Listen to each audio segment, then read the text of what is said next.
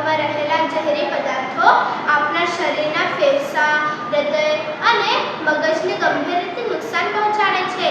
Cancer, દમા અને heart attack જેવા ભયાનક રોગો ધૂમ્રપાનથી થઈ શકે છે. મિત્રો, ધૂમ્રપાન કરનાર વ્યક્તિ માત્ર પોતાને જ નહીં પરંતુ આજુબાજુના